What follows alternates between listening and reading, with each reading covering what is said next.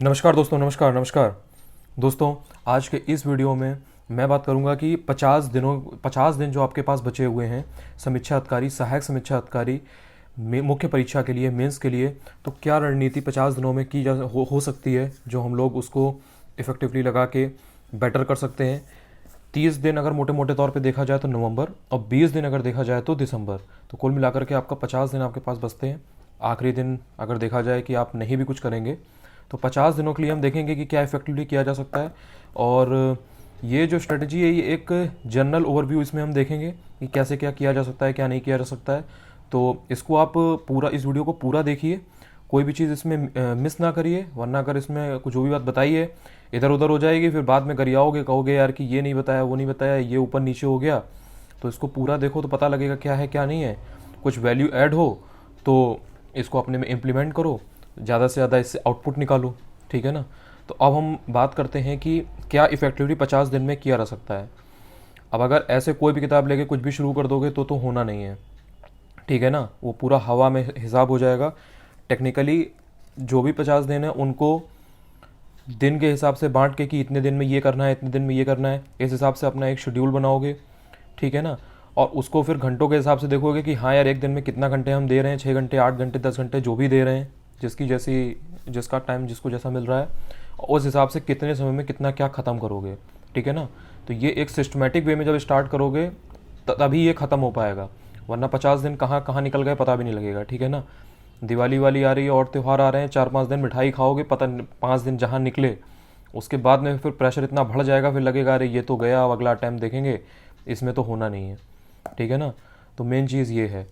अब बात करते हैं कि क्या है मुख्य परीक्षा में, क्या इसका पैटर्न है, क्या इसमें कितने नंबर का क्या आता है, क्या किस चीज़ की ज़्यादा वेटेज है। तो जैसा कि आप लोग जानते हैं कि मुख्य परीक्षा जो है सहायक समीक्षा अधिकारी, समीक्षा अधिकारी की, चाहे आप 2016 की बात करें या जो आगे 2020 का फॉर्म आने वाला है, वो लोग भी इसको देख सकते हैं, उसमें कोई वो नहीं है। बस अभी जैसे 50 दिन बचे हुए हैं तो उन लोगों के लिए ज़्यादा टाइम है, तो वो भी इस स्ट्रेटजी को देख सकते हैं। बाकी तुमको अगर कहीं और से यार देखना है वो भी देख लो, 1 2 4 वीडियो जो देखना है, जहाँ से देखना है वो भी देख लो। उसके बाद में अपनी एक अपनी इंडिविजुअल स्ट्रेटजी बनाओ, ठीक है ना। स्ट्रेटजी कभी किसी की सेम नहीं होती है। एकदम अगर नए हो तो इसको एकदम ब्लाइंडली फॉलो कर लो, कोई दिक्कत नहीं है। बट अगर पहले से आइडिया है, मेंस वगैरह लिख रहे हो, पूरा एक है, तो इसमें से जो बेस्ट चीज़ लगे, जो आप पे फिट हो, आप उसको लो। अपनी अलग 2 घंटा बैठो, एकदम शांति से देखो कि कितना तैयार है, क्या नहीं तैयार है, और उसके बाद में एक अपनी स्ट्रेटजी जो है वो इम्प्लीमेंट अपनी करो, लगाओ अपने पे कि क्या यार किया जा सकता है। क्योंकि ऐसा तो है नहीं कि अभी तक बिल्कुल मेंस का स्टार्ट नहीं किया होगा, ठीक है ना। प्री का रिजल्ट 2 दिन पहले आया, इसका मतलब ये तो है नहीं कि पढ़ा नहीं है कुछ भी। तो मेंस का कुछ ना कुछ तो देख ही रहे होगे। हिंदी का क्या है, हिस्से का क्या है, ठीक है ना, पत्राचार में क्या क्या आता है, गद्यांश वगैरह क्या है, तो ये सब थोड़ा एक जनरल ओवरव्यू तो एक पता ही होगा, ठीक है ना। तो नहीं पता है तो पता होना चाहिए यार, मतलब अभी तक तो टाइम काफ़ी निकल गया है। 50 दिन में तो ये है कि अच्छे से अभी तक जो भी पढ़ा है उसको ज़्यादा से ज़्यादा रिवाइज़ करना है, प्रैक्टिस करना है, और जो चीज़ें थोड़ा बहुत रह गई हैं उनको कम से कम समय में निपटाना है ना। तो ये चीज़ मेन है। तो इसको अच्छे से पूरे से देखो, जो चीज़ बेस्ट हो सकती है वो इसमें से निकालो। तो अब हम बात करते हैं कि मुख्य परीक्षा का क्या सीन है, क्या पैटर्न है। तो उसमें हम देखते हैं कि यार 400 नंबर का तुम्हारा पेपर ये मेंस का है, ठीक है ना। 400 नंबर में 120 नंबर का जो है वो तुम्हारा जीएस है। जीएस का मतलब कि सामान्य अध्ययन जो है तुम्हारा वो 120 नंबर का हो जाएगा, ठीक है ना। इसके बाद में 120 नंबर जो है, यानी कि 400 में से 120 नंबर तुमने जीएस देख लिया, 120 नंबर जो बचा वो तुम्हारा है एसए, निबंध आता है। और इसमें खास बात जो ध्यान देने की बात है वो यार ये है कि ये हिंदी का एस्से है, ठीक है ना। तो जो इंग्लिश मीडियम वाले हैं या जिनका माध्यम इंग्लिश रहा है और वो इंग्लिश में बहुत फ्लुएंट है, तो उनको यहाँ पे हिंदी में प्रॉपर ध्यान देना पड़ेगा। क्योंकि हिंदी में आप एकदम जो हम लोग आम बोलचाल की भाषा में एकदम लोग यूज़ करते हैं हिंदी अबे तबे वाली, वो हिंदी वहाँ नहीं लिखी जाती है। वहाँ पे आपको एकदम शुद्ध हिंदी कायदे से लिखनी है, ठीक है ना, एरर नहीं होनी चाहिए। और सबसे खास बात ध्यान देने की ये है कि समीक्षा अधिकारी, सहायक समीक्षा अधिकारी का जो मेंस एग्जाम है, इसमें आपकी हिंदी पे पूरा ध्यान दिया जाता है। आपके नंबर कटते हैं अगर आप गलत यूज़ करते हैं किसी भी शब्द का, या आप अगर उसमें मात्राएं वगैरह गलत करते हैं। तो हिंदी की तैयारी मतलब इसमें बहुत ध्यान से करनी है। तो 120 नंबर का आपका जीएस हो जाएगा, 120 नंबर का आपका एसए है। हिंदी का इसमें एसए आता है, हिंदी वालों के लिए थोड़ा सा अच्छा है कि वो इसमें और बेहतर कर सकते हैं, अच्छे नंबर प्राप्त कर सकते हैं। तो 120 नंबर के एसए में आपको 3 एसए लिखने होते हैं, ठीक है ना। और इसमें होता क्या है, इस तरह से आता है कि जैसे कि पहला क्वेश्चन आएगा, उसमें 3 टॉपिक दिए रहेंगे, ठीक है ना। सामाजिक क्षेत्र का दिया रहेगा, उसके अलावा राजनीतिक क्षेत्र का आपका दिया रहेगा, और उसके अलावा आपका संस्कृति और समाज से रिलेटेड, जैसे हम लोग पहले पढ़ते थे ना, समाज और दर्पण से रिलेटेड एक क्वेश्चन आता था, तो पूरा उसमें जोड़ के हम लोग लिखते थे इंटर में, यूपी बोर्ड वगैरह में। तो ये 3 टॉपिक जैसे आ गए। अब इसी तरीके से जब आप दूसरे खंड में आएंगे तो उसमें भी 3 टॉपिक दिए रहते हैं। एक आपका एग्रीकल्चर से रिलेटेड होगा, एक आपका इसके अलावा आर्थिक व्यापार वगैरह से रिलेटेड होगा। तो इस तरह से आपके दूसरे खंड में भी 3 टॉपिक आएंगे। फिर आप जाओगे तीसरे खंड में, उसमें भी 3 टॉपिक होते हैं। उसमें आपका नेचुरल डिजास्टर से एक क्वेश्चन बना होगा, एक उसमें आपका जो अंतर्राष्ट्रीय और राष्ट्रीय मुद्दे होते हैं, इंटरनेशनल रिलेशंस वगैरह, इससे रिलेटेड एक टॉपिक होगा। तो मतलब ये आपको 3 खंड में 3-3 टॉपिक आपके आएंगे। तो आपको वो ध्यान रखना है कि एक क्वेश्चन में से, मतलब एक क्वेश्चन जो आएगा जिसमें 3 पार्ट होंगे, 3 टॉपिक दिए होंगे, उसमें से आपको एक चुनना है, ठीक है ना। इसी तरीके से दूसरा क्वेश्चन जो होगा उसमें भी 3 पार्ट में होगा, 3 टॉपिक होंगे, जो मैंने आपको अभी बताया, उसमें से भी एक क्वेश्चन करना होगा आपको। इस तरह से आपको 3 क्वेश्चन जो आएंगे और उनके जो 3-3 पार्ट आएंगे, उसमें से एक एक निबंध का चुनाव करना है और उसको आपको 600 शब्दों में लिखना है, 600 शब्दों में। और हर ऐसे 40 नंबर का होगा, तो 40 दिया कितना हो जाएगा, 120 नंबर। ये काम आपको करना है और 3 घंटे में करना है। तो यानी कि 3 ऐसे लिखने हैं 3 घंटे में। अब बाकी ऐसे की क्या स्ट्रेटजी होनी चाहिए, क्या होना चाहिए, कैसे बेहतर निबंध लिखें, क्या गलतियां नहीं करनी है। जीएस का आंसर की तरह बहुत से लोग ऐसे लिख के आते हैं, फिर नंबर नहीं आता तो कहते हैं यार ऐसे में नंबर नहीं मिला। नंबर कहाँ से आएगा? सामान्य अध्ययन जीएस का, मेंस का पेपर अलग तरीका होता है उसका लिखने का, ऐसे का तरीका अलग होता है। निबंध का मतलब ही है जिसमें कोई बंधन ना हो, इसमें आपको अपनी क्रिएटिव जो आपकी विचारधारा है, जो आपकी स्वतंत्र विचारधारा है, उसको आपको यूज़ करना होता है। जीएस की तरह थोड़ी ना होता है। जीएस में यार हिस्ट्री, ज्योग्राफी, पॉलिटी जो भी पूछी जा रही है उसका टू द पॉइंट आपने एकदम आंसर दिया, वही के वही चीज़ बताई बिना बकवास किए। वो जीएस का अलग चीज़ होता है, उसमें आप डेटा देते हो, उसमें आप और फैक्ट्स देते हो, जो इंपॉर्टेंट चीज़ें हैं उससे रिलेटेड वो बताते हो, कॉन्सेप्ट भी बताते हो, वो एक ऑल टुगेदर अलग चीज़ है।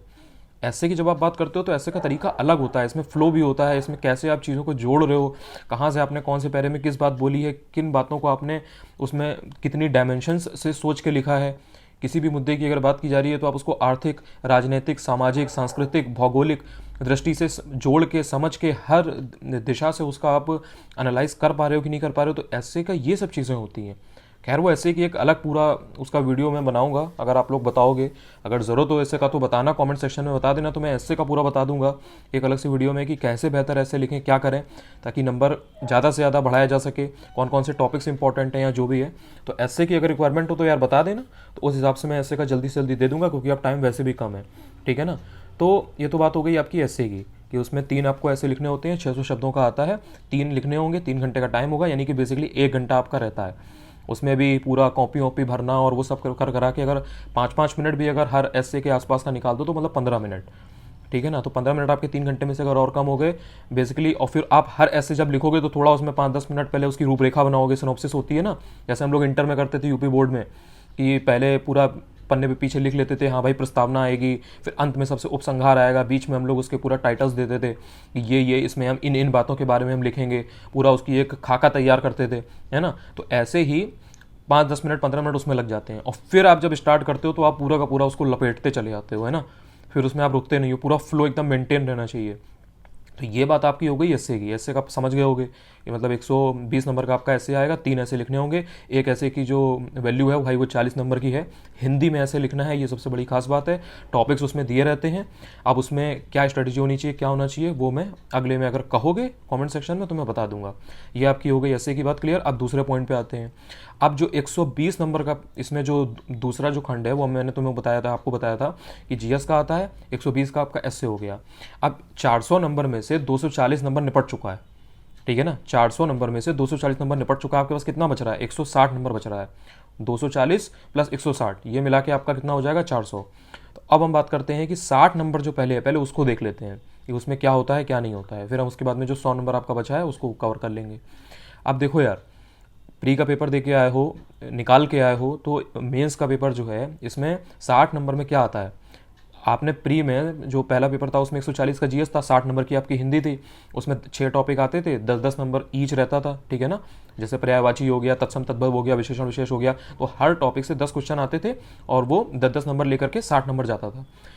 ठीक इसी तरह मुख्य परीक्षा में क्या होता है कि सिर्फ और सिर्फ पर्यायवाची शब्द जो है ये नहीं आता है, और बाकी जो 5 चीज़ें हैं जैसे कि विशेषण विशेष हो गया, तत्सम तद्भव हो गया, वाक्यांश के लिए एक शब्द हो गया, ठीक है ना, और आपका विलोम शब्द हो गया, वाक्य एवं वर्तनी शुद्धि हो गया। तो यार ये जो 5 टॉपिक हैं इनसे आपके 12 पंचे 60, यानी कि एक टॉपिक जो है उसमें 12 नंबर का आता है, ठीक है ना। तो 12 पंचे 60 यानी कि आपके ये टॉपिक 60 नंबर के आएंगे।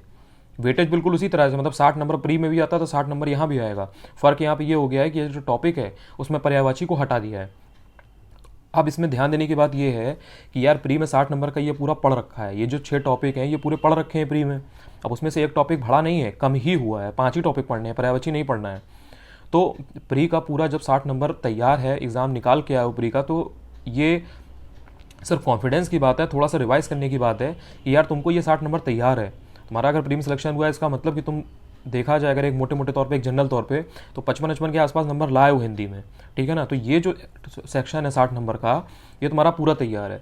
इसमें तुम्हें ज़्यादा खोपड़ी ख़राब नहीं करनी है, इसमें बहुत ज़्यादा टाइम नहीं देना है, इसको बस और ज़्यादा बढ़िया करना है कि मतलब हाँ ओवर कॉन्फिडेंस में जाके गलती ना हो, बट ये 60 नंबर तुमको सॉलिड करने हैं, ठीक है ना। तो 240 की बात हमने पहले कर ली थी, इसमें 60 नंबर बचा, ये तुम्हारा ऑलमोस्ट तैयार है। इसको अभी से, जैसे अगर आज माने आज 31 अक्टूबर है, आज अगर ये वीडियो देख रहे हो 31 अक्टूबर है अगर, तो 30 दिन नवंबर के अगर मान के चलो, 20 दिन उधर दिसंबर के, तो अभी से लेकर के जैसे दिवाली है 14-15 है जो भी पड़ रही है, तो दिवाली के पहले पहले ये जो टाइम है, ठीक है ना, 10-12 दिन का, इसमें ये जो 6 टॉपिक हैं इनको, अब अपनी अपनी श्रद्धा के ऊपर है कि भाई कोई कैसा क्या करता है। या तो 3 दिन दो, 3 दिन में 8-8 घंटे 7-8 घंटे बैठो, लपेट दो, ये जितने भी 5 टॉपिक हैं इनको पूरा रिवाइज मारो एकदम अच्छे से। जो शब्द तुमने छोड़ भी दिए थे प्री में कि ये कठिन है या ये मेंस में नहीं आया, या जहाँ पे तुम्हें लग रहा हो इसमें यार गलती हो सकती है या गलती हुई हो, जो भी है, मतलब जो भी कमियां रह गई हो प्री में, उसको दूर करो और मेंस के लिए 60 नंबर एकदम पक्का करो, ठीक है ना। जल्दी से जल्दी 3 दिन 5 दिन 6 दिन, अगर कोई बहुत धीरे धीरे पढ़ता है, धीरे धीरे स्टार्ट करता है कि भाई हम एक दिन में एक टॉपिक करेंगे बाकी चीज़ भी देखनी है, तो यार वैसे कर सकते हो, ठीक है ना। 10-12 दिन है दिवाली के पहले, बेसिकली उसको बिल्कुल रट मारो, और रट मार के उसको डेली उसको रिवाइज करते रहो। रिवाइज नहीं करोगे तो वहाँ पे अगर थोड़ा बहुत भी ऊंच नीच होगा तो पढ़ा होगा, लेकिन रिवीजन नहीं होगा तो वो रिकॉल नहीं कर पाओगे, और फिर 4 ऑप्शन ऐसे होंगे उसमें गड़बड़ कर दोगे, और फिर आयोग का पेपर है, आयोग का पेपर ने अगर हल्का फुल्का और कुछ ऊंच नीच कर दी तो उसमें खुद पे डाउट करने लगोगे कि यार हमने जो पढ़ा था उसमें ये भी सही था, ये भी सही था, ये भी सही था, ये भी सही था, अब इसमें गलत कौन सा है। फिर उसमें एक टिक लगाओगे, फिर बाद में उसमें बाद विवाद पेपर चलता रहता है, वो अलग चीज़ होती है। मतलब पहले से इतना अच्छे से रिवाइज करके जाओ, इतनी बार उसको पढ़ के जाओ कि वहाँ पर तुम देखो और तुम तुरंत के तुरंत कर ले जाओ, ठीक है ना। ये 60 नंबर मतलब गलत नहीं करने हैं, बेसिक सी बात है। अब ये तुम्हारा 300 नंबर का मामला जो है निपट चुका है। 240 हमने पहले देख लिया था, 120 का ऐसे, 120 का जनरल स्टडीज़, 60 नंबर तुम्हारा यहाँ पे हिंदी का हो जाएगा। अब यहाँ मिला के 300 नंबर तुम्हारे पक्के हो गए, ठीक है ना। अब जो है 100 नंबर जो होता है उसमें क्या आता है, उसमें क्या होता है 100 नंबर में क्या होता है, 100 नंबर में आपका जो गद्यांश दिया जाता है, गद्यांश दिया जाता है, उसका शीर्षक आता है, उसका आपको सारांश लिखने को बोला जाता है, और उसमें रेखांकित अंश होते हैं, मतलब उसमें कुछ पार्ट होता है उसको अंडरलाइन कर दिया जाता है और उसकी व्याख्या करने को बोला जाता है। अब देखो यार, ये इस चीज़ को हाइप ज़्यादा कर दिया गया है, बहुत ज़्यादा बवाल बना दिया गया है कि मतलब गद्यांश आता है, शीर्षक आता है, उसमें नंबर नहीं आते हैं, रेखांकित अंश की व्याख्या कैसे करें, सारांश कैसे लिखें। यार ये कोई बहुत नई चीज़ नहीं है, सब लोग इंटर पास करके आए, ग्रेजुएट हो, सब पोस्ट ग्रेजुएट हो, सब लोग ने इंटर में हिंदी पढ़ी है, किसी भी मीडियम से हो। पहले जैसे हम लोग का होता था कि हम लोग का पूरा श्लोक रहते थे या वो पद्य रहता था, गद्य रहता था, तो गद्य में यार उसकी व्याख्या करते थे ना, पूरा संदर्भ प्रसंग लिख के उसकी व्याख्या करते थे, वही है, समझ लो मोटे मोटे तौर पे वही है। यहाँ पे बस क्या है, तुमको शीर्षक लिखना है, तुमको सारांश लिखना है अच्छे से, और जो अंडरलाइंड वर्ड्स हैं, जो रेखांकित अंश हैं, उनकी व्याख्या करनी है। तो ये मिला करके इसमें पार्ट्स में डिवीजन होता है, मतलब ये जो पूरा सेक्शन है इसमें पार्ट्स में डिवीजन होता है नंबरों का। तो ये तुम्हारा 21 नंबर का आ जाता है। तो जो 100 नंबर की तुम्हारी सामान्य हिंदी और आलेखन है, जो तुम्हारा डिस्क्रिप्टिव पेपर है, अभी तक हम लोगों ने जो 60 नंबर हिंदी की बात की थी वो ऑब्जेक्टिव है, ठीक है ना, वो डिस्क्रिप्टिव नहीं है, उसमें तुम्हें कहानी नहीं लिखनी है। लेकिन ये जो तुम्हारा डिस्क्रिप्टिव पेपर 100 नंबर का है सामान्य हिंदी और आलेखन का, तो इसमें 21 नंबर तो तुम्हारे इसमें निपट गए, इसमें यूज़ हो गए तुम्हारे, कि तुम इसमें ये गद्यांश आएगा, इसमें तुम इसमें इसका रेखांकित अंश की व्याख्या करनी है, शीर्षक करना है और तुम्हें सारांश करना है। 21 नंबर तुम्हारा ये हो गया। अब बात करते हैं कि और क्या आता है। तो यार 15 नंबर का एक तुमको सरकारी पत्र आएगा, ठीक है ना, सरकारी पत्र दिया जाएगा, उसका तुमको सारणी रूप में सार लेखन करना है। सारणी रूप में सार लेखन का मतलब क्या है कि टेबुलर फॉर्म में, उसको टेबुलर फॉर्म में उसका सार लेखन करना है उस सरकारी पत्र का। तो उसमें पूरा टेबल बना करके उसमें कहाँ क्या पड़ेगा, प्रेषक क्या है, प्रेषती क्या है, और मतलब इस तरह से पूरा पत्रांक संख्या, मतलब वो पूरा उसमें डाला जाता है। वो फॉर्मेट अगर देखा होगा अभी तक थोड़ा सा मेंस का, अगर कुछ जनरल भी देखा होगा, प्रीवियस ईयर पेपर देखा होगा, तो एक आइडिया लग गया होगा कि मैं किस चीज़ के बारे में बात कर रहा हूँ, रिलेट कर पा रहे होगे, ठीक है ना। तो 21 नंबर का वो हो गया था, 15 नंबर ये हो गया, 36 नंबर हो गया। अब इसके बाद में जो एक चीज़ और सबसे इंपॉर्टेंट 100 नंबर की इस हिंदी के पेपर में आती है, वो है आपका पत्राचार। अब भाई ये पत्राचार क्या चीज़ है? तो यार देखो, जो आर वगैरह का मेंस पहले से दे रहा है या जिसने प्रॉपर पेपर पर देख रखा है, तो वो समझ रहा होगा कि ये पत्राचार क्या है। बाकी अगर पहली बार वाला कोई बंदा है, अगर वो पहली बार इसको दे रहा है, मेंस पहली बार लिखने का सौभाग्य प्राप्त हुआ है, तो यार उसके लिए थोड़ा सा एक नई चीज़ है, ठीक है। पत्राचार में यार क्या होता है, जैसे कि शासकीय अर्धशासकीय पत्र हुए, शासकीय पत्र होता है ना, अर्धशासकीय पत्र होता है। तो ये जो है, इसके अलावा जैसे तुम्हारा कार्यालय आदेश हो गया, हमारा ज्ञाप हो गया, परिपत्र हो गया, ठीक है ना। इसके अलावा विज्ञप्ति क्या होती है, विज्ञप्ति निकलती है, फॉर्म वॉर्म निकलते हैं, विज्ञप्ति निकलती है ना, एडवर्टीजमेंट निकलता है। तो विज्ञप्ति क्या है, उसका क्या फॉर्मेट होता है। इसके अलावा प्रतिवेदन क्या होता है, अनुस्मारक क्या होता है ना, टिप्पणी या टिप्पण क्या होता है। तो ये जो चीज़ें मैंने आपको बताई हैं, जैसे पहला नंबर पे क्या है, शासकीय और अर्धशासकीय पत्र, तो इसमें से एक चीज़ पूछ दी जाएगी। दूसरे नंबर पे क्या होगा कि जो आपका अर्थशास्त्रीय शासकीय पत्र हो गया, इसके बाद में जो प्रतिवेदन हो गया, अनुस्मारक हो गया, इनमें से एक चीज़ पूछ दी जाएगी। इसके अलावा कार्यालय आदेश हो गया, ज्ञाप हो गया और परिपत्र हो गया, इनमें से कोई एक चीज़ पूछ दी जाएगी। तो इस तरह से मिला करके 8 नंबर की एक चीज़ आती है। तो 8 नंबर की अगर एक चीज़ आएगी तो 3 आएंगे, पहले वाले से एक आ जाएगा, दूसरे वाले से एक आ जाएगा, तीसरे वाले से एक आ जाएगा। तो 8 तियाँ 24, 8 तियाँ 24, समझ रहे हो ना, मतलब पहले वाले से एक, दूसरे वाले से एक, तीसरे वाले से एक, 8 तियाँ 24, ये तुम्हारा मिला करके कितना हो गया 24। तुम्हारा 21 और 5 36 उधर हुआ था, 24 इधर हुआ। 21 नंबर का तुमने गद्यांश किया था, 15 नंबर का तुमने वो टेबुलर फॉर्म में जो सरकारी पत्र का सार लेखन था वो किया, 21 और 15 तुम्हारा 36 हुआ। 24 नंबर का तुम्हारा ये तुम्हारा पत्राचार हो गया, मिला के कितना हो गया 60 नंबर हो गया। अब सामान्य हिंदी और आलेखन के डिस्क्रिप्टिव पेपर में 60 नंबर तुम कर चुके हो, तुमको समझ में आ चुका है कि हाँ भाई ये क्या है, क्या कैसे इसमें किस तरह से आता है। अब बची बात 40 नंबर की, क्या आता है 40 नंबर में। सबसे पहले समझ लो कि 10 नंबर का कंप्यूटर ज्ञान आता है, ठीक है ना, यानी कि कंप्यूटर से रिलेटेड जो क्वेश्चन है वो 10 नंबर में आते हैं।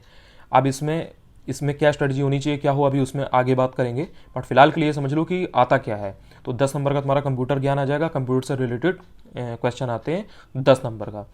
अब बचा कि भाई 30 नंबर, 30 नंबर में क्या आता है, तो 30 नंबर में 10 नंबर का आता है मुहावरे और लोकोक्ति। ये भी आपने पढ़ा है, कोई नई चीज़ नहीं है, ये भी पढ़ा है, इंटर में सबने पढ़ा है।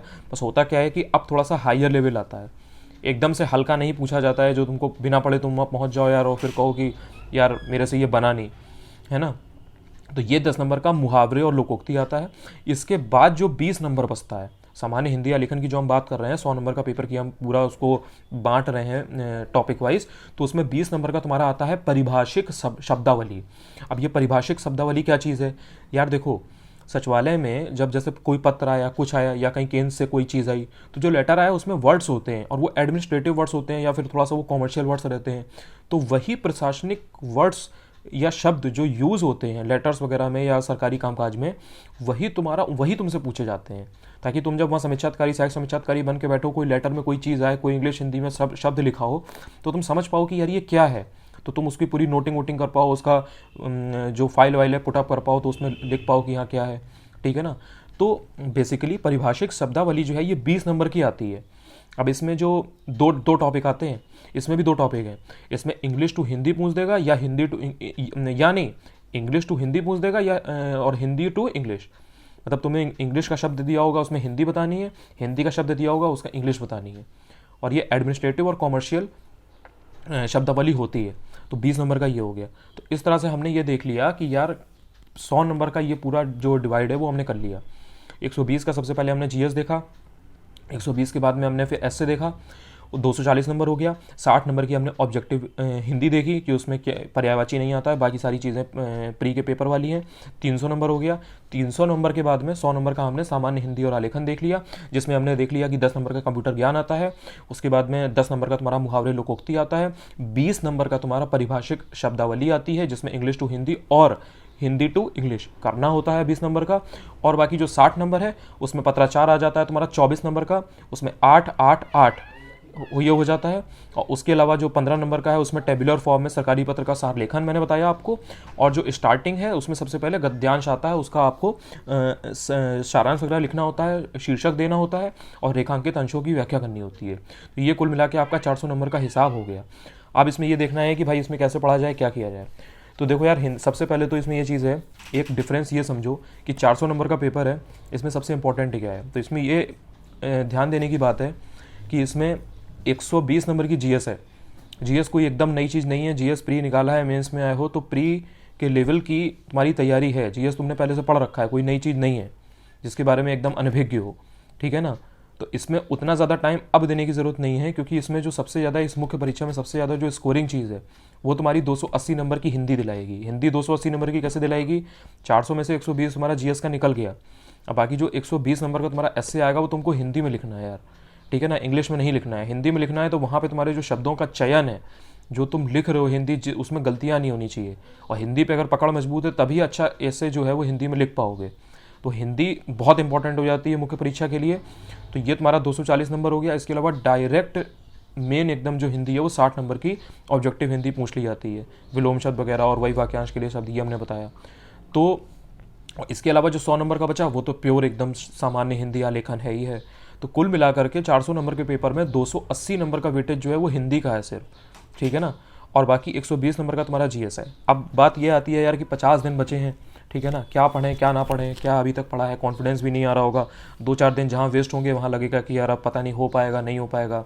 निबंध को लेकर के इतना ज़्यादा हाइप हो गया है, इतना ज़्यादा मार्केट में पता नहीं क्या क्या चल रहा है कि मतलब हर कोई निबंध को इतना ज़्यादा वो बना दिया है कि पता नहीं क्या लिखना है क्या नहीं लिखना है। अरे यार निबंध भाई खुद सोचो, थोड़ा 1 घंटा निकाल करके बचपन से लिखते आ रहे हो।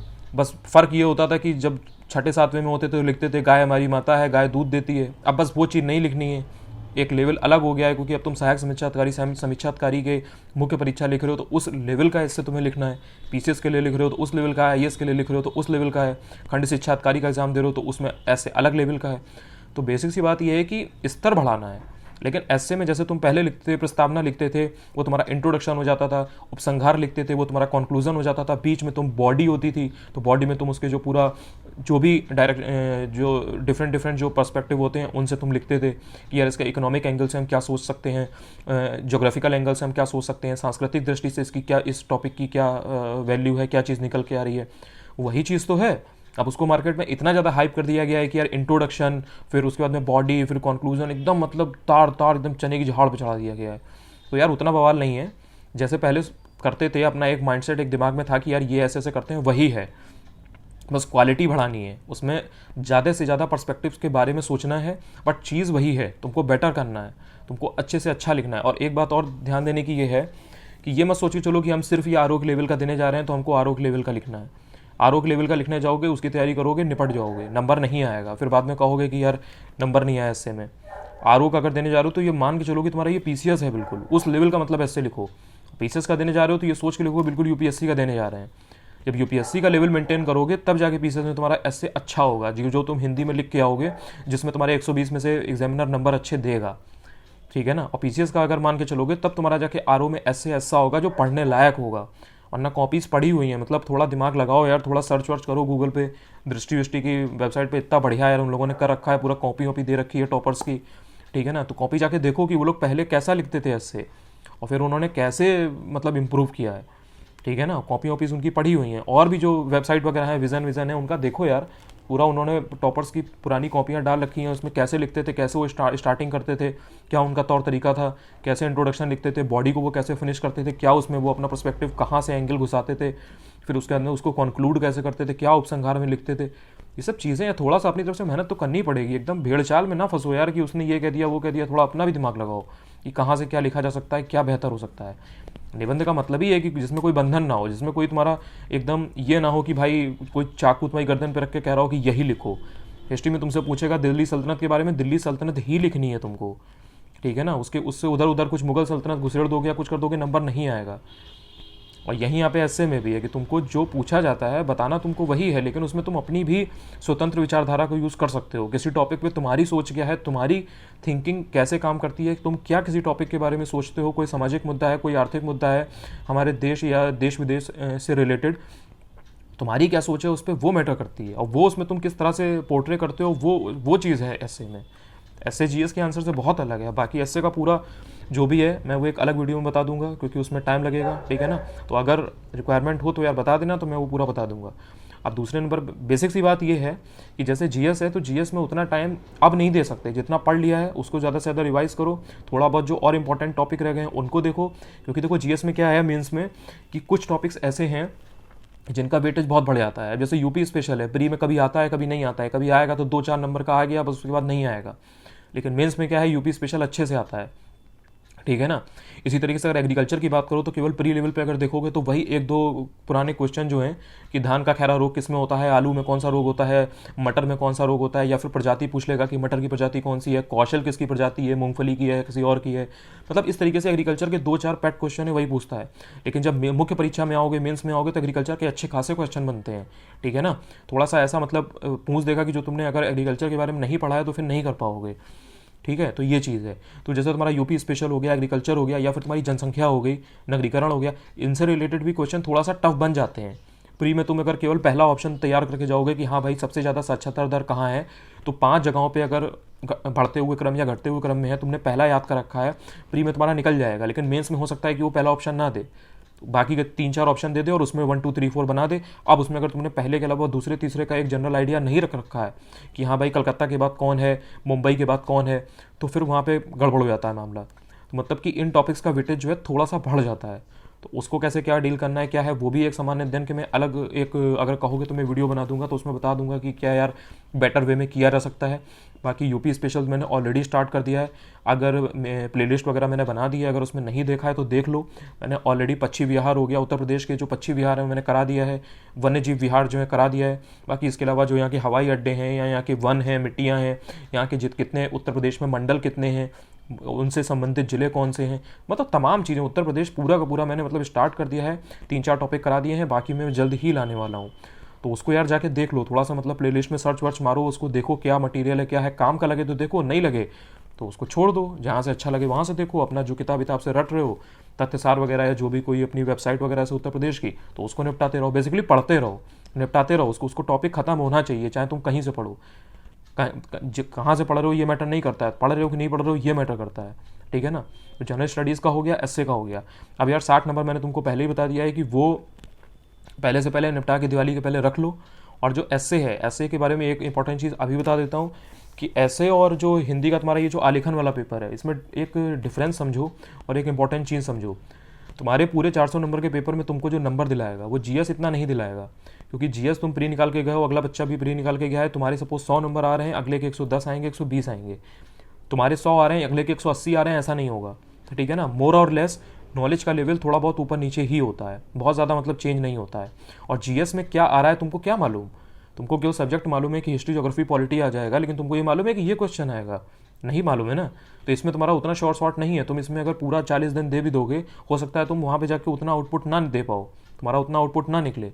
लेकिन अगर तुमने वही टाइम एसए में दे दिया, तुमने अच्छे से प्रैक्टिस की, टाइम बाउंड मैनर में अगर तुम 10-12 ऐसे 15 ऐसे लिख के गए हो, तुमको टॉपिक्स के बारे में समझ है, तुम किसी टॉपिक के बारे में सोच समझ के 10 एंगल से उसके बारे में अपनी बात को कह सकते हो, लिख सकते हो, उसको पन्ने पे 600 शब्दों में उतार सकते हो, तो तुमको नंबर बनेगा यार, कैसे नहीं बनेगा।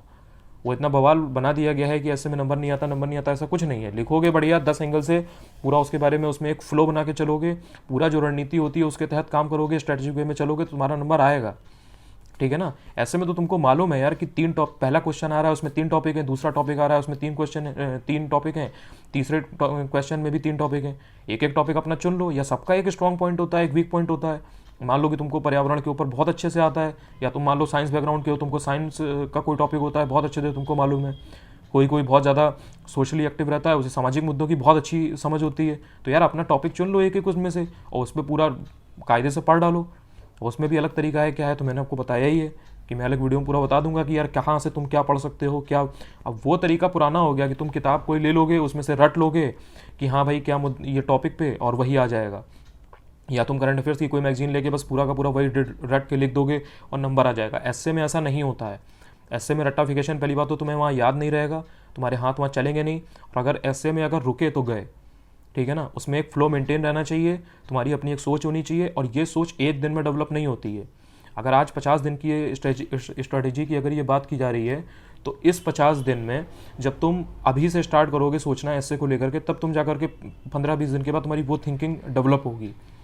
और जो दूसरा इसका जो सेगमेंट है जिसमें मैंने सामान्य हिंदी का बताया है, वो भी इसी तरह से इंपॉर्टेंट है। उसमें भी तुमको नंबर बहुत बहुत अच्छे से नंबर खिंचता है उसमें भी, बट उसमें भी यार मेन चीज़ ये है कि प्रैक्टिस तुमको करनी है, ठीक है ना। अब अनुस्मारक है, प्रतिवेदन है, या कार्यालय आदेश है, या फिर ज्ञाप है, परिपत्र है, या फिर तुम्हारा शासकीय या अर्धशासकीय पत्र है, तो इसमें क्या फॉर्मेट होता है, यानी कि क्या प्रारूप उसका है, कहाँ पे क्या चीज़ लिखी जाती है। एप्लीकेशन वगैरह सबने लिखी है, लेकिन ये थोड़ा सा अलग लेवल का है, इसमें तुम्हें बहुत ध्यान देना है। इसमें तुमने अगर फॉर्मेट उसका नहीं ध्यान दिया, जैसे ऊपर लिखते हो सेवा में, फिर उसके बाद कॉमा लगा के थोड़ा साइड से हट के लिखते हो महोदया या जो भी, फिर उसका पूरा पता होता लिखते हो, फिर उसके बाद साइड में आते हो, सेवा के ठीक नीचे ही हम लोग एप्लीकेशन और उसमें लिखते थे ना, उसी तरीके से इसका भी प्रारूप जो है बहुत मैटर करता है।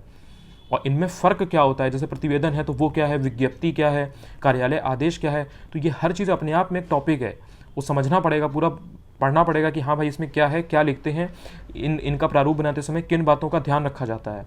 तो ये सब चीज़ें यार बहुत इंपॉर्टेंट है। तो अगर इसका भी तुम्हें अगर लगता है कि मैं बताऊं, तुम्हें इसके बारे में जानना हो, तो मुझे यार कमेंट सेक्शन में बता देना, तो मैं अलग से इनका एक छोटा छोटा वीडियो छुटकू बना दूंगा, बता दूंगा 10-15 मिनट में, 20 मिनट में, हर टॉपिक वाइज कि प्रतिवेदन क्या है, विज्ञप्ति क्या है, अनुस्मारक क्या है, पूरा उसका समझा दूंगा, उसके बारे में खास बातें बता दूंगा। तो जब तुम देखोगे लिखोगे तो तुम्हें काफ़ी आइडिया रहेगा। बाकी इसमें पूरा खेल प्रैक्टिस का है, ठीक है ना। अभी से अगर दिवाली के पहले, अगर अभी से लेकर के 10-12 दिन में तुमने अगर ये हिंदी का पूरा प्रारूप समझ के कि किसका क्या होता है, किसमें क्या खास बातें ध्यान रखनी है, और अपना अलग से एक नोट्स तुमने बना लिया, तुम्हें बिल्कुल तुम्हारे दिमाग में अगर एकदम क्रिस्टल क्लियर है कि हाँ ये चीज़ अगर पूछी जाएगी तो इसमें ये प्रारूप होगा, तो अगर तुम्हें ये क्लियर है और दिवाली के पहले तक यानी कि 12-13 दिन में, 14 दिन में अगर तुम ये काम कर लेते हो और 60 नंबर तुमने उधर हिंदी तैयार कर रखा है, तो तुम्हारा 160 नंबर कहीं नहीं गया, ठीक है ना। अब बचा जो 40 नंबर इसी 100 नंबर के पेपर में, जिसमें मैंने 160 नंबर तुम्हारा जोड़ के मैं तुमको बता रहा हूँ। तो यार देखो, मुहावरे लोकोक्ति जैसे 10 नंबर का आ रहा है, अब मुहावरे लोकोक्ति अच्छे खासे 200, 250, 500 मान लो हैं। अब या तो उनको आप 2-3 दिन में एकदम बैठो रट मारो, या फिर रोज़ 10-10 पढ़ो, वो तुम्हारे ऊपर डिपेंड करता है यार कि तुम्हारा क्या कैपेसिटी है, या तुम कितना टाइम किस सब्जेक्ट को दे रहे हो। तो उसको आप क्या करो कि मुहावरे लोकोक्ति सिर्फ रट्टाफिकेशन है, आपने रटा है आप कर लोगे, नहीं पढ़ा है, नहीं याद है तो नहीं कर पाओगे, ठीक है ना। तो मुहावरे लोकोक्ति के 10 नंबर बहुत सॉलिड हैं, करोगे तो एकदम पूरा नंबर मिलेगा। इसके अलावा तुम्हारा जो 20 नंबर की परिभाषिक शब्दावली है, उसमें भी यार यही है, 500, 1000, 2000 शब्द हैं जो भी हैं, इंग्लिश टू हिंदी और हिंदी टू इंग्लिश। अगर तुमने पढ़ रखा है, सॉरी, अगर तुमने पढ़ रखा है, तुम्हें याद है, जैसे हम लोग बचपन में करते थे ना, वर्ड मीनिंग पढ़ते थे, सिनोनिम या एंटोनिम पढ़ते थे, तो उसी तरह से यार ये शब्द हैं, हिंदी की अंग्रेजी है, अंग्रेजी का हिंदी है, तुमने अगर पढ़ रखा है, ये तुम्हें याद है पहले से, तो तुम वहाँ कर दोगे, पूरे के पूरे नंबर मिलेंगे। तो ये 40 नंबर बाद के लिए मत टालो यार, जैसे 60 नंबर हिंदी का हो गया, जो 5 टॉपिक तुम्हारे आने हैं वो, और इधर तुम्हारा 10 नंबर का कंप्यूटर ज्ञान आता है वो, और 20 नंबर की परिभाषिक शब्दावली और मुहावरे और लोकोक्ति 10 नंबर। ये सब ऐसे नंबर हैं कि तुमको नंबर दिलाएंगे, खिंचवाएंगे, तुम्हारी मेरिट बनवाएंगे, ठीक है ना। तो 60 नंबर वो हो गया तुम्हारा हिंदी का, 40 नंबर मैंने तुम्हें ये छोटी छोटी चीज़ें बता दी, जिसमें 4 चीज़ें मैंने डिस्कस की हैं। और फिर जो तुम्हारा 60 नंबर बचता है, जो थोड़ा सा थ्योरेटिकल ज़्यादा है, जैसे जिसमें गद्यांश आ रहा है और तुम्हारा टेबुलर फॉर्म में सार लेखन आ रहा है सरकारी पत्र का, और जो तुम्हारा तीसरे नंबर पे वो पत्राचार आ रहा है, ये 3 चीज़ों में क्या है कि इसमें टाइम लगेगा, समझना भी पड़ेगा, पूरा इसका कॉन्सेप्ट बिल्डिंग तुम्हारी रहनी चाहिए। उसके लिए भी अभी से 1 घंटा 2 घंटा, मतलब जैसे एक तरफ तुम जो मुहावरे लोकोक्ति हैं, या ये जो छोटे छोटे पोर्शन है, ठीक है, परिभाषिक शब्दावली, ये जैसे आप पढ़ते रहो, ठीक है ना, हिंदी का साइड में तैयारी है, उसको रिवाइज करते रहो, और बाकी 2-3 घंटा जो है वो आलेखन को दो, ये जो गद्यांश वाला जो चीज़ है, जो पत्राचार है, इसको दो। तो दिवाली तक इसका मोटे मोटे तौर पे जितना है यार वो तैयार कर लो, ठीक है ना। थोड़ा बहुत रह भी जाए तो चलो 2 दिन और ले लो, 16-17 तारीख तक, 18 तारीख तक ये कर लो। और फिर जो 18 तारीख के बाद में जो 12 दिन बचेंगे नवंबर के महीने में, उसमें पूरा ये ख़त्म करो। ख़त्म करने का मतलब कि और बेटर वे में इसको पूरा जो कमी रह गई है, जैसे अभी स्टार्टिंग के 10-12 दिन तो पूरा समझने में जाएगा कि क्या प्रारूप होता है, क्या होता है, कैसे क्या होता है, लेकिन उसके बाद का जो है उसमें क्या करो कि पूरा अपना उसको अच्छे से तैयार करो, रिवाइज कर लो, पूरा पैटर्न दिमाग में क्लियर होना चाहिए कि इसमें ये आएगा तो ये लिखना है, इसमें ये गलती नहीं करनी है, इसमें ये चीज़ अच्छी होती है, उसको हमें इस तरह से लिखना है। तो ये तुम्हारा नवंबर तक बेसिकली ये पूरा हिंदी का 160 नंबर निपट जाएगा। ऐसे के लिए 1 या 2 घंटा अभी से देना स्टार्ट कर दो। इसके लिए सबसे बेस्ट तरीका ये है कि जैसे लोग बताते हैं योजना कुरुक्षेत्र, तो देखो यार योजना कुरुक्षेत्र अपने आप में एक बहुत बल्क चीज़ हो जाएगी। हर महीने अगर एक निकलती है, साल भर की तुम देखोगे, पिछली उठाओगे तो 12 मैगजीन हो जाएंगी, ठीक है ना, केवल योजना की अगर बात करें, या कुरुक्षेत्र की तुम बात कर रहे हो। तो यार उसका तरीका ये है कि कोई भी एक टॉपिक, जैसे तुम्हारा पर्यावरण है, ठीक है ना, तो पर्यावरण, या जैसे तुमने कोई नेचुरल डिजास्टर का टॉपिक देखा, तो इस तरह से कोई भी एक टॉपिक लो और उसका योजना वगैरह जो है उसका, या कुरुक्षेत्र, उनके टॉपिक्स देखो कि उसमें इस पर कौन कौन सा आर्टिकल बढ़िया लिखा गया है। अगर 10-12 आर्टिकल आ रहे हैं तो सारे आर्टिकल उसमें पढ़ने लायक नहीं होते हैं, ठीक है ना, आधी से ज़्यादा चीज़ें उसमें रिपीट होती हैं और उतना मेन नहीं होता, उतना इंपॉर्टेंट नहीं होता। स्टार्टिंग के जो 1-2 रहते हैं या 3-4 तुम कह लो, वो सबसे बेस्ट होते हैं। तो उसका तरीका यार ये है कि अपने टॉपिक से रिलेटेड 3-4 आर्टिकल जो तुम्हें अच्छे लगे वो छांट लो, उसको पूरा एनालाइज कर लो और कर लो, ठीक है ना। तो योजना कुरुक्षेत्र का इस तरह से स्ट्रेटेजिक वे में उसको कंप्लीट कर सकते हो, तैयार कर सकते हो कि अपने टॉपिक के हिसाब से उसमें से चुनो और करो। क्योंकि 12 अगर उसमें से आर्टिकल या 10 आर्टिकल 8 आर्टिकल हैं, अगर वो पूरा एक टॉपिक पे करोगे, फिर अगर 12 मैगजीन है और हर किसी में तुम अलग अलग टॉपिक का तैयार करोगे तो वो थोड़ा सा मतलब अलग अलग हो जाएगा। तो आई होप कि थोड़ा सा आइडिया लग रहा होगा कि यार मैं क्या बात कर रहा हूँ, क्या कर रहा हूँ। तो इस तरह से ये योजना कुरुक्षेत्र का हो गया कि अपना टॉपिक देख करके उससे तैयार कर लो। दूसरा तरीका ये है कि यार जो एडिटोरियल जैसे लोग बोलते हैं कि एडिटोरियल वगैरह, तो एडिटोरियल अच्छा रहता है, इसमें कोई डाउट नहीं है। कोई भी एक अच्छा हिंदी का पेपर ले लो, दैनिक जागरण ले लो या कोई भी ले लो यार, पेपर मोरलेस सभी ठीक है, थोड़ा बहुत ऊंच नीच रहती है, तो वो तो जब 2-4 पेपर पढ़ोगे तो आइडिया लग जाएगा। तो इतना तो अपनी तरफ से भी ऐड वैड कर सकते हो, या कहाँ पे क्या चीज़ थोड़ा ऊंची नीचे वो समझ सकते हो। तो एडिटोरियल वगैरह दैनिक जागरण का देख सकते हो, उससे थोड़ा सा एक आइडिया लगेगा, सोच डेवलप होगी, कौन सा राइटर है वो क्या कह रहा है, कौन सा मुद्दा चल रहा है, किस पे किसने क्या बात बोली है। तो पेपर सबके यहाँ आता होगा, ऐसा नहीं पेपर किसी के आता नहीं होगा। तो पेपर निकालो, जो भी तुम्हारा बैकलॉग है महीने भर का पेपर जैसे निकालो, उसमें अपना टॉपिक तुमने देख ही रखा है कि हाँ यार मुझे इस टॉपिक पे अगर ऐसे आएगा तो मुझे लिखना है। तो पिछले 1 महीने में, 2 महीने में, 3 महीने में पर्यावरण से रिलेटेड जो भी चीज़ें हुई हैं, या तुम्हारा जैसे अगर नेचुरल डिजास्टर है तो उससे रिलेटेड कौन सी चीज़ें हुई हैं। टेक्नोलॉजी की अगर बात की जा रही है तो टेक्नोलॉजी में पिछले 1 महीने में बस पेपर ऐसे ही सरसरी निगाह से देखो, जहाँ तुमको पेपर टॉपिक अपना लगे कि हाँ यार ये मेरे टॉपिक ऐसे का है और ये मेरा आ सकता है, उससे रिलेटेड कलेक्ट कर लो, कलेक्ट करते जाओ। इस तरह से क्या तुम्हारे 10-15-20 होंगे, वो आर्टिकल निकाल लो, वो तुम्हारा अपडेटेड एकदम मटेरियल हो गया। उनकी या तो कटिंग करके रख लो, या फिर उनसे अपना नोट्स बना लो, या उसको 10 बार जैसे भी पढ़ सकते हो, मतलब उसको अपना पढ़ सकते हो। इससे भी ज़्यादा अगर और एक नया तरीका चाहिए तो यार ये कर सकते हो कि जो भी तुम्हारा टॉपिक तुम चुन रहे हो कि हाँ यार इस पे मैं जाके इसे लिखूंगा, ठीक है ना, तैयार कर रहे हो, उसका इंटरनेट पे डालो गूगल पे पूरा उसका कि यार इससे रिलेटेड ऐसे, और लास्ट 6 मंथ्स में इससे रिलेटेड न्यूज़ क्या रही है, पिछले 6 महीने में जो भी करंट अफेयर्स की न्यूज़ रही होगी उसी से रिलेटेड तुम्हारा ऐसे पूछा जाएगा। अपने टॉपिक से रिलेटेड गूगल पे सर्च कर लो, उससे तुम्हें 15-20 आर्टिकल उसमें पेपर डाल देना। जैसे इंग्लिश वाले होते हैं तो लिख देते हैं ना द हिंदू, तो द हिंदू के सारे आर्टिकल दे देता है। तुम अपना दैनिक जागरण डाल दो या नवभारत टाइम्स है या कोई भी हिंदी का पेपर है वो तुम उसमें डाल दो, आ जाएगा उसमें पूरा। उसके 10-12 आर्टिकल 20 आर्टिकल जो तुम्हें अच्छे लगे और लगे यार इसमें सबसे बेस्ट एकदम काम की बात लिखी हुई है, पूरा मतलब हर एंगल से इसमें कवर कर रहा है, वो तुम 10-12 आर्टिकल 20 आर्टिकल निकाल के अलग जगह एक कर लो, वही तुम्हारा ऐसे हो गया। सबसे बेस्ट तरीका है ये। अब ऐसे बात वही है, करंट अफेयर्स में जाओगे, हर मैगजीन जो तुम लिखोगे वही अगला लिखेगा, लेकिन ये जो मेहनत अलग से आप जाके करोगे नेट पे जाके अपने टॉपिक से रिलेटेड, जैसे अगर तुम्हारा एनवायरनमेंट पे तुम लिखने जा रहे हो, उससे रिलेटेड अगर आप नेट पे जाकर के 20-25 आर्टिकल 30 आर्टिकल जो भी 6 महीने में हुए हैं इंपॉर्टेंट, वो निकाल करके करोगे, फिर उसको लिखोगे, तो यार ये तुम्हारी क्रिएटिव चीज़ होगी और यही नंबर तुमको खिंचवाएगा, ठीक है ना। बाकी करंट अफेयर से अगर कोई टॉपिक पढ़ के जाओगे नॉर्मल मैगजीन से जो आती हैं, जो हर कोई पढ़ता है, तो यार 10 लाइन वो लिखेगा, 8 लाइन तुम लिखोगे, या 12 लाइन तुम लिखोगे, 10 लाइन वो लिखेगा। तो अगर 50 नंबर वो पाएगा तो 40 नंबर तुम पाओगे, या वही ऊंच नीच रहेगी, बस, ठीक है। तो ये चीज़ मेन है, थोड़ा सा क्रिएटिव करोगे ऐसे में तुम अपना बेस्ट कर सकते हो। अपनी तरफ से जो भी तुम्हारी थिंकिंग वगैरह है उसको तुम कितना अच्छे से यूटिलाइज कर सकते हो, जो भी तुम्हारी नॉलेज है उसको कितना अच्छे से बेटर वे में सब चीज़ों को जोड़ करके कैसे तुम पोर्ट्रे कर पाते हो, यही चीज़ तुम्हारी मायने रखती है ऐसे के अंदर, ठीक है ना। कितना एंगल से तुम सोच के चीज़ों को बता रहे हो, तो ऐसे का पूरा एक अलग है, उसका मैंने आपको बता ही दिया है। जीएस का मैंने बता ही दिया है, बाकी जीएस के बारे में और अगर कोई चाहिए हो कि हाँ यार इसमें क्या करना है क्या नहीं, तो बता देना, तो मैं बताऊंगा। तो यार ये रही है बात इसकी, पूरा मैंने स्ट्रेटजी ये बताई है। अगर अच्छा लगे तो इसको अपने में इंप्लीमेंट कर सकते हो, इसमें से जो चीज़ें काम की लगें उसको लो, जो चीज़ काम की ना लगे वो अपने हिसाब से करो। स्ट्रेटजी वैसे भी सबकी अलग होती है, कोई दिक्कत नहीं है। तो अगर ये वीडियो अच्छा लगा हो तो यार इसको लाइक कर लो, मेरे चैनल को सब्सक्राइब कर लो, मैं आगे भी और काफ़ी इंपॉर्टेंट चीज़ें लाने वाला हूँ। और जो भी तुम्हारा यार इसमें कोई डाउट हो या कोई भी चीज़ हो तो यार कमेंट सेक्शन में बता दो, तो मैं पढ़ूंगा, मैं सबका रिप्लाई करने की भी पूरी कोशिश करता हूँ। तो मैं देख लूँगा क्या है, क्या चीज़ है और क्या रिक्वायरमेंट है, तो जैसा यार बताओगे वैसा मैं बता दूंगा, ठीक है ना। तो जो भी, और यार लगातार पढ़ते रहो, ठीक है ना। वीडियो चाहे मेरा देखो, किसी और का देखो, कहीं भी करो, कहीं कोचिंग जाओ, ये जाओ वो जाओ, तुम्हारा अपना आउटलुक है यार, बट ये है कि लगातार पढ़ते रहो, क्योंकि समय वेस्ट करने का अब कोई मतलब नहीं है, वरना पिछड़ जाओगे, क्योंकि अगला आदमी बैठ के निपटा रहा है, ठीक है ना। 50 दिन बचे हैं, अगर एकदम हाइपर एक्टिव होकर के अगर पूरा स्ट्रेटेजिक वे में घंटों के हिसाब से, दिन के हिसाब से अगर चीज़ों को निपटाओगे नहीं तो यार नहीं होगा। और एक बार जहाँ कॉन्फिडेंस गया फिर लगेगा कि अब भाई अगले में ही देखेंगे, इसमें तो होना नहीं है, ठीक है ना। तो ये सब यार पूरी बात हो गई। जो भी हो अपना, जो भी तुम्हें जैसा लगा हो बताना, डेली पढ़ते रहो, इसी तरह सपोर्ट करते रहो यार। और बहुत बहुत धन्यवाद। जय हिंद, जय भारत।